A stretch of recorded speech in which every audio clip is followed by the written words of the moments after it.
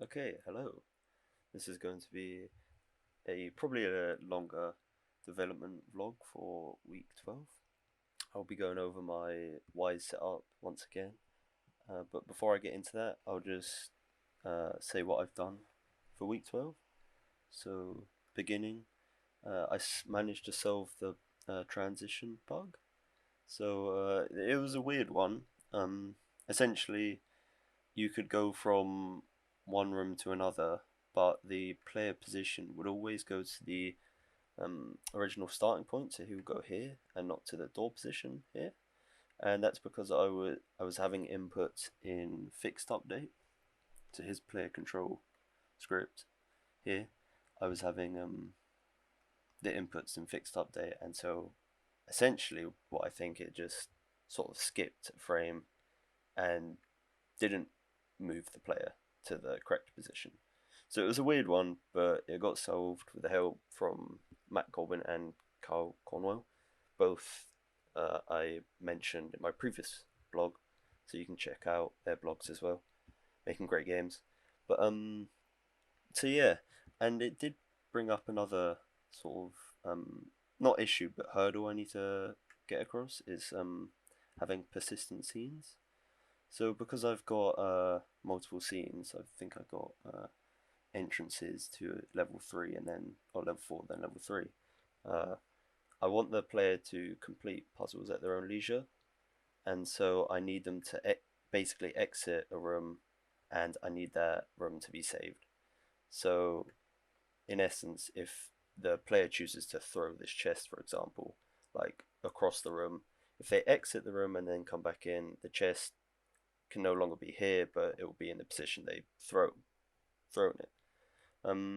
I've researched into this, into like saving games, and it looks like it's gonna take a lot of time.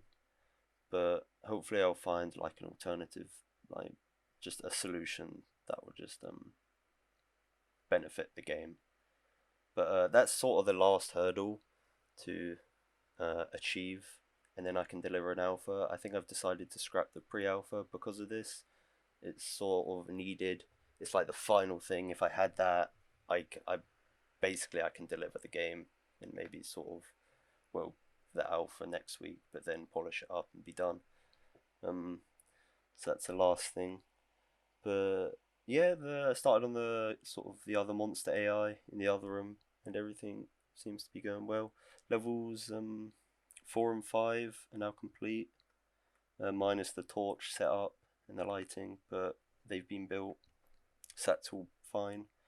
Everything's on the up, just the persistent scenes I need. But this vlog anyway is gonna delve a little bit into the sound I've been working on. So apologies because I think I'm quite quiet, but the sound I think will be good. Hopefully you can hear that. So in my Y setup, so I'll just run you through it. I've got Atmos sounds, character, monster, music, other, and sound effects. So I've been working a lot with monster and sound effects recently. So for the monster one, just take you to that. So the unsighted monster, for example, I've been working on his melee, and so for this, I've set up a random container. That's the box here, and this random container contains 3 sounds, basically like grunts, like yelling sounds when he slashes, and anytime the player gets close to the unsighted, um, it will trigger one of these randomly, and yeah, it will just play that. I'll demonstrate it in a minute, but yeah, and then I shuffle them in the random container, and I avoid repeating the last one. So if you're doing sound design, it's good to break up patterns. So you want it to be believable, like as much as possible. So you want to be able to break up patterns. So it's good having a random container, and it's good avoid repeating the last sound being played.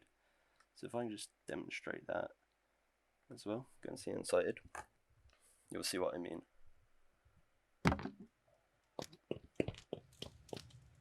Okay.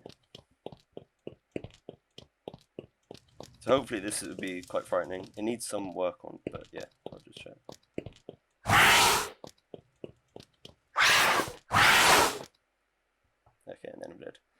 Uh, so yeah, I think seeing that round a corner and then just a sudden burst of a screech is gonna hopefully frighten the hell out of some people.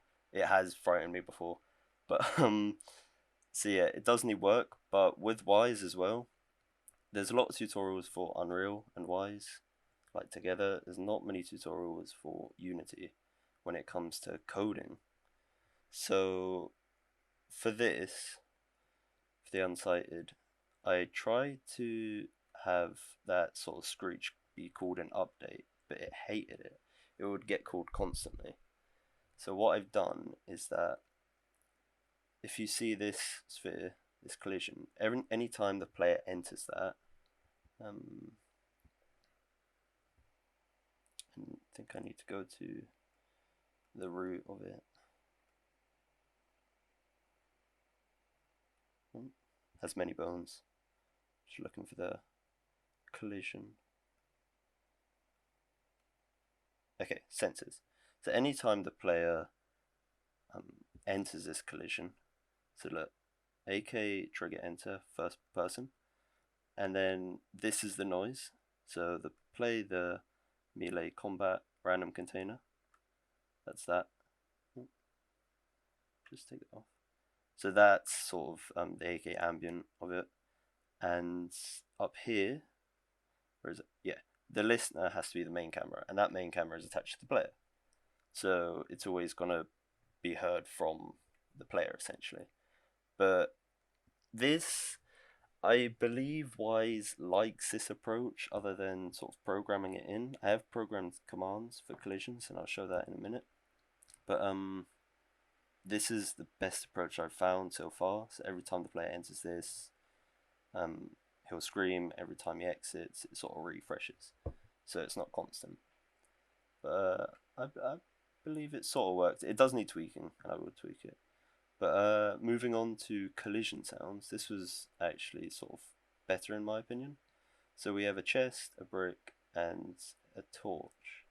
So we go to the brick collision. Apologies for the messy code as well. I haven't polished this, but I'll show you sort of the command to so yeah, so this is the line of code to call the event. It's called the Wise event. So it's just literally the post event. This is actually stopping the sound being played. This is actually triggering the sound. So essentially what we have here is that on collision, if the brick essentially hits the floor, called ground, it will call this event, and it's actually a brick, yep, it will call this event and it will play a sound from the random container. But once the brick has left the ground on the collision exit, it's going to stop. It's going to stop playing the sound. However, I didn't want to abrupt cut off, like, because that sounds a bit unrealistic to me. So what I've actually done in Wise, if we go to the stop event, so stop on the brick, I've actually added a fade out time. So rather than when the collision exits, it's not just an immediate cut off the sound. It's actually like a fade out now. So to me, it's more realistic because sound it doesn't just cut off. There's sort of like echo to it, and so that's what I've done. Also, I will be adding reverberation, but that's a later date. So because this is sort of like contained, I'll be adding like reverberation zones, so the sound can echo. So it'll probably be intense in more sort of or less confined spaces. So like over here, so where sound can travel and bounce around the walls. But for now, I will show you this. So not in monsters, but in sound effects. So we go over to collisions. These are my random containers. So I have one for brick, chest, and torch as of this moment. And if we go into the brick one, I have 4 effects. So I can just play them. So those are the effects. I recorded all the sound myself. I was actually outside today, sort of banging bricks against my house, and I think my mum got slightly pissed off. But other sounds are better than um others. I'd say the brick one's really realistic. The chest is a bit. It was just a box being thrown about, and then the torch. I don't want to give away too much because I feel like because I've seen what they really are, it can damage the immersion. But I'll just demonstrate these in game now.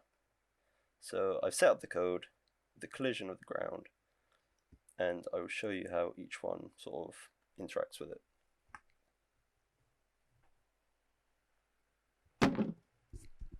So right off the bat, we heard them sort of go to the ground. But if I walk over here, you can hear the fire from the torch. But I'll show off the brick first. So I hold the brick and I drop it. So right there, if it's on the floor and it stays on the floor, it can play the full length of the sound. But obviously if I chuck it, once it goes off from the ceiling, for example, it needs the cutoff point, and that's where the fade is introduced. So, there you go. I think the brick turned out great, in my opinion. And I'll get into attenuation a bit later. But yeah, this is the chest.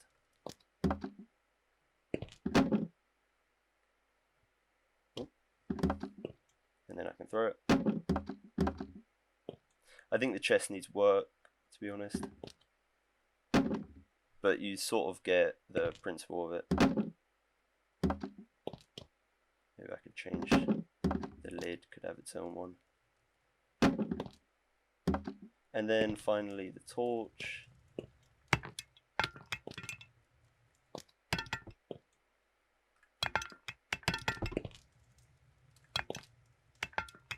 So yeah, so that I try to go for like a metal approach.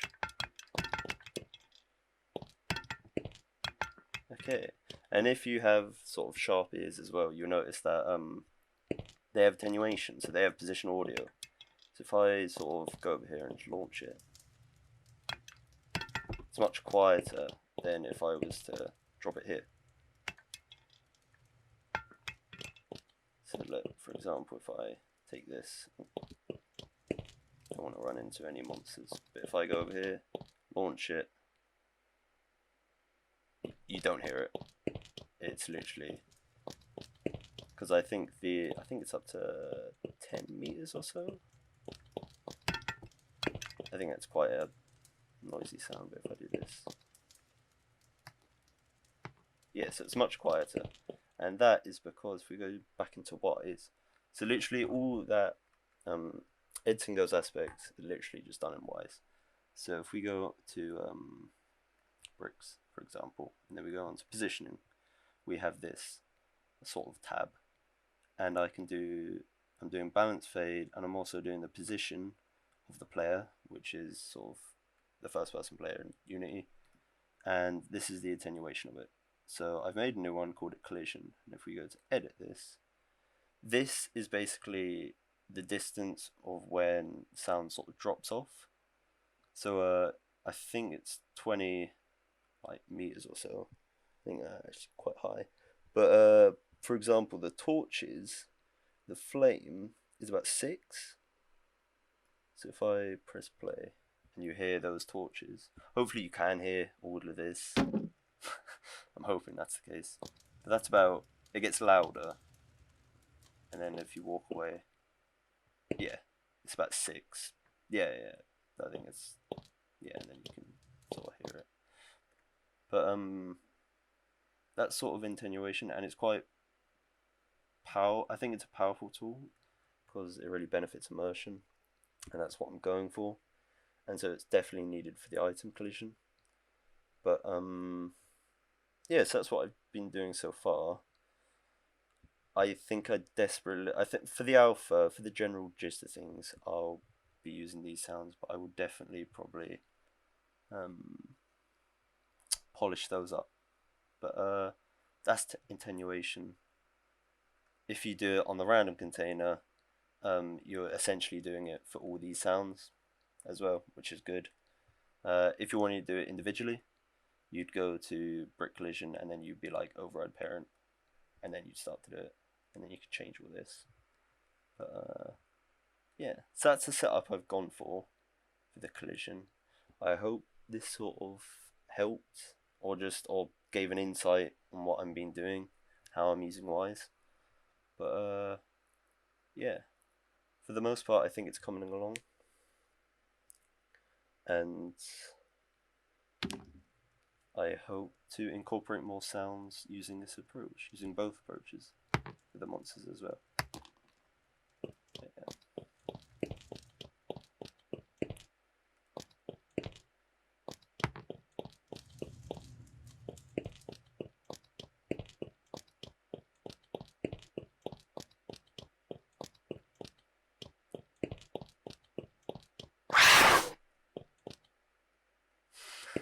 You see how scary that is? I need to be toned down. But yeah, okay.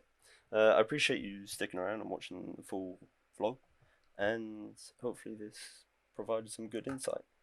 And I shall see you next week when I hopefully have delivered a full alpha, and I can save game and everything will be great. That's the hoping. But yeah, I'll see you then. Goodbye.